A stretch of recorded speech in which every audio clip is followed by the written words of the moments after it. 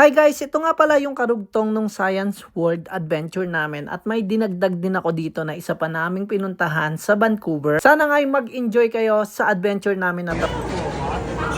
More kuya, more! More! More! More!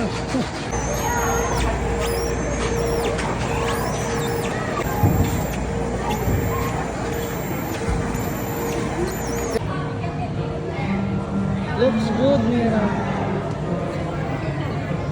Tulad nga nung sinabi ko, hindi lang yung mga kids nyo yung mag-i-enjoy. Buong pamilya panigurado pag nagpunta kayo dito sa may Science World.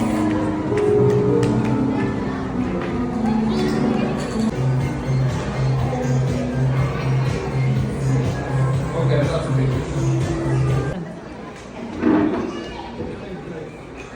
Ma.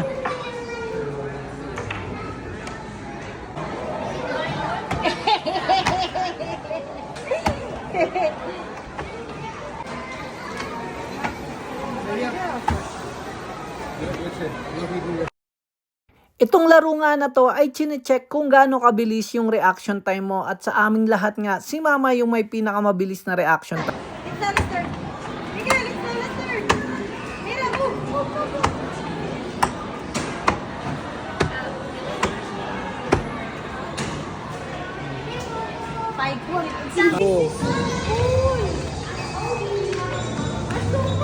Sobrang kulay nga at napaka-interactive nung Science World na talaga namang na-enjoy namin.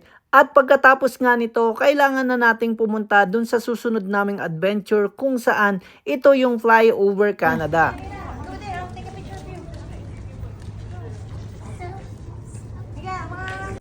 Yung Flyover Canada nga pala ay nasa likod lang ng Pan Pacific Hotel. Akit na nga tayo para makabili o makapag-book na nga tayo ng ticket.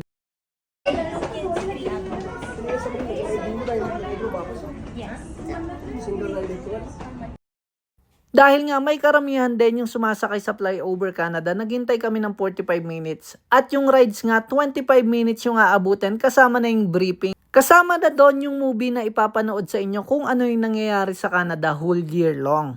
And what we harvest will bring us together.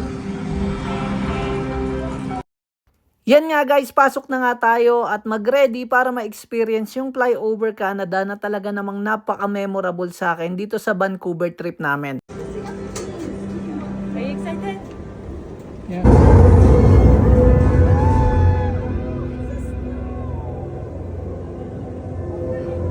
Ma.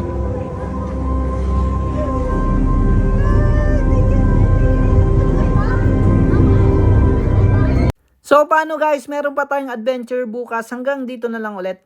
Bye!